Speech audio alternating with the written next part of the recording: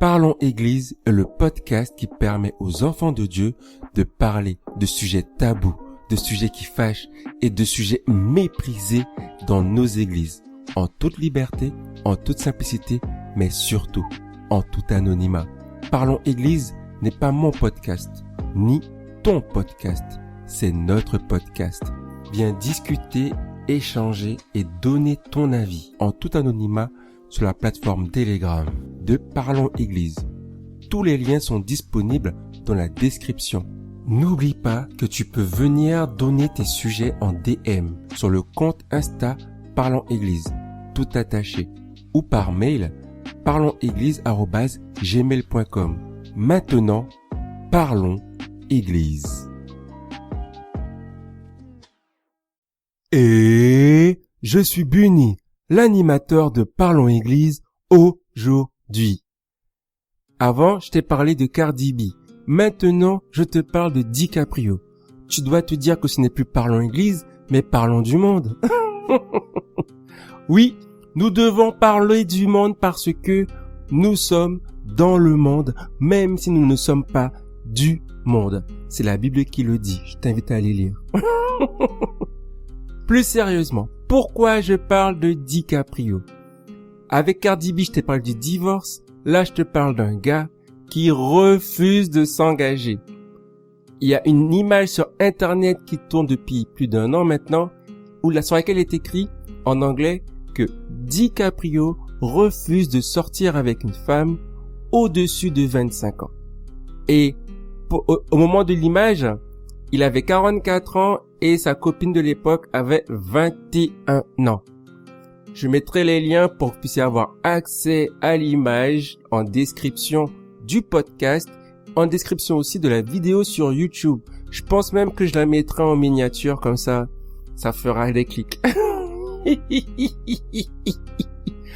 Plus sérieusement, le gars, à l'époque, en tout cas, il avait ça pendant une bonne partie de sa vie, il est sorti avec 8 femmes différentes et aucune n'a dépassé l'âge de 25 ans auprès de lui. Bon, ça c'est sa situation. Mais qu'est-ce que ça signifie pour nous, enfants de Dieu, pour nous, personnes chrétiennes de la société actuelle? Si ce genre de personnes donne l'exemple, on peut dire ce qu'on veut, DiCaprio, c'est un homme qui a du succès. C'est un homme qui, entre guillemets, a réussi dans la vie. Mais a-t-il réussi sa vie? Connaît-il le sauveur du monde? Connaît-il Jésus intimement? Ça, c'est une autre question. Parlons aujourd'hui de l'exemple qu'il donne aux hommes aujourd'hui, quoi. J'allais dire aujourd'hui, mais c'est vraiment ça, aujourd'hui. Et en fait, comment j'ai eu accès à cette image? C'était une vidéo sur YouTube d'un homme qui disait à d'autres hommes de faire comme Leonardo DiCaprio. Non mais, le gars a pris le temps de se poser pour faire une vidéo par rapport à cette image pour dire à d'autres hommes de faire comme lui. Il disait en gros que DiCaprio, c'est un homme qui a réussi, c'est un homme qui est considéré en anglais comme high value, de grande valeur. C'est un terme qui vraiment est répété régulièrement dans les vidéos actuelles par rapport aux hommes aux États-Unis. Man, high value, et de grande valeur, de grande qualité, qui a réussi, qui a de l'argent, beau gosse, qui prend soin de lui, il fait des films qui ont un impact. Jusqu'à aujourd'hui, on a les restes de Titanic, Voilà, le film que je kiffe de lui, et c'est pas de lui, c'est lui en tant qu'acteur principal, c'est Inception de Nolan, bien sûr. Le film, il était juste lourd, ça te fait trop réfléchir. Donc voilà, un vrai kiff, mais bon, il joue son rôle, quoi. Il est acteur. Mais tout ça pour revenir à lui dans la vraie vie. Il y a lui en tant qu'acteur, il y a lui dans la vraie vie. Est-ce que les valeurs qu'il transmet par sa vie, par son témoignage, sont en accord avec celles du royaume? Vous allez me dire que non. Il n'est pas du royaume, non. Il n'en a rien à faire de la valeur de la vie. Il n'en a rien à faire de la loi de Dieu. Il n'en a rien à faire d'être un bon témoignage. Ça, je suis totalement d'accord. Moi, pourquoi je parle de lui?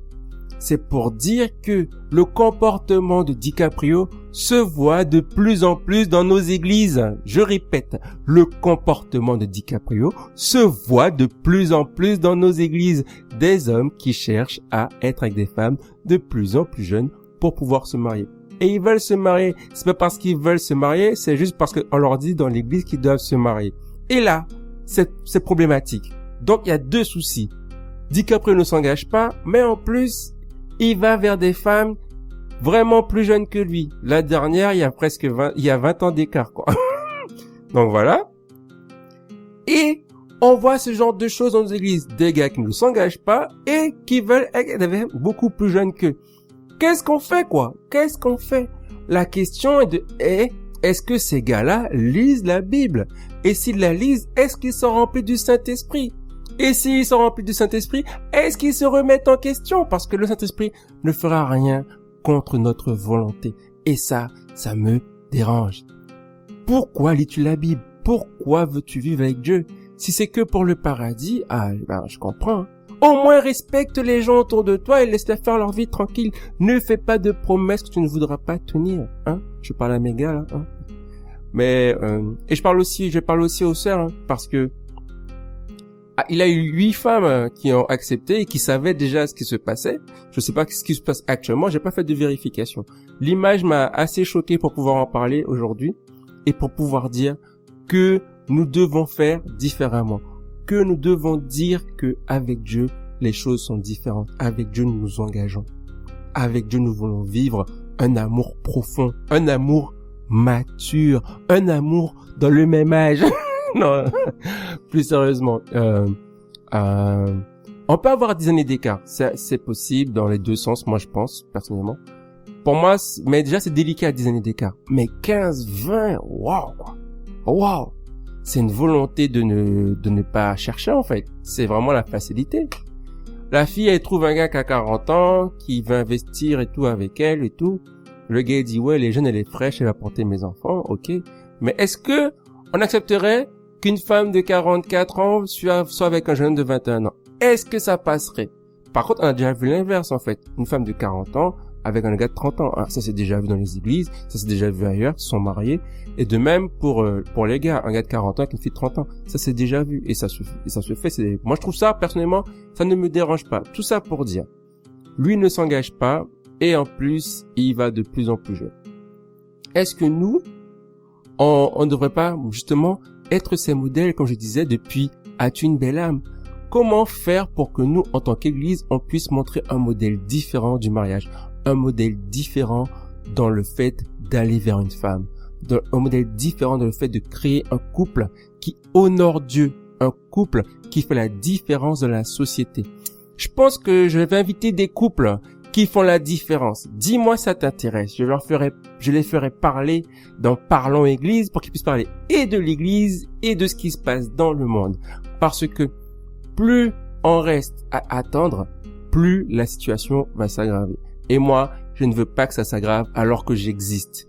Est-ce que tu existes avec moi? Si oui, est-ce que tu veux manifester la gloire de Dieu dans ton entourage, dans ta société?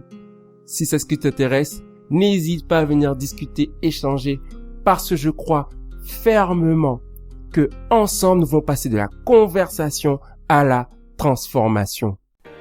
L'épisode d'aujourd'hui a lancé la conversation. Viens la continuer en tout anonymat sur la plateforme Telegram de Parlons Église. Si tu penses qu'il peut intéresser d'autres enfants de Dieu, partage-le autour de toi.